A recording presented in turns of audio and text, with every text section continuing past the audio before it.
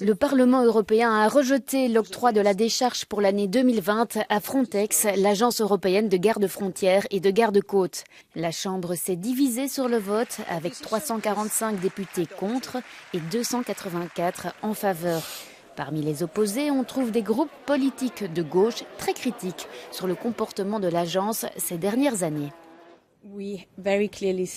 Nous voyons très clairement qu'il y a eu une situation inacceptable aux frontières extérieures de l'Union européenne et Frontex en avait connaissance. Il y a eu des refoulements, ce qui a été prouvé, et nous pensons que l'on n'a pas fait assez pour contrer ces agissements.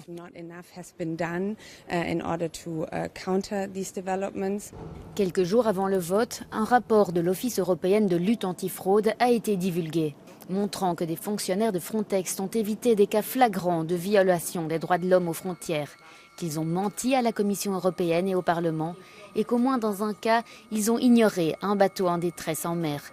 Ce rapport a poussé l'ancien directeur de Frontex, Fabrice Leggeri, à démissionner en avril dernier, mais pour plusieurs députés européens, ce n'était pas suffisant. Bien sûr, le directeur et la direction de Frontex ont un grand rôle à jouer, mais aussi le conseil d'administration où tous les États membres sont représentés.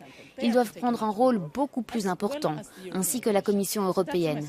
C'est donc le message que nous voulons faire passer. Frontex est censé être un soutien pour les États membres, mais il est également censé défendre l'état de droit et le respect du droit européen, et ne pas être complice des violations des droits de l'homme. C'est faire le contraire de ce que cette agence a été créée pour faire.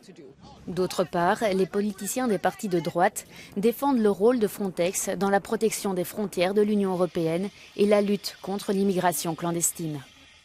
Actuellement, nous devons donc renforcer notre agence sur les frontières extérieures.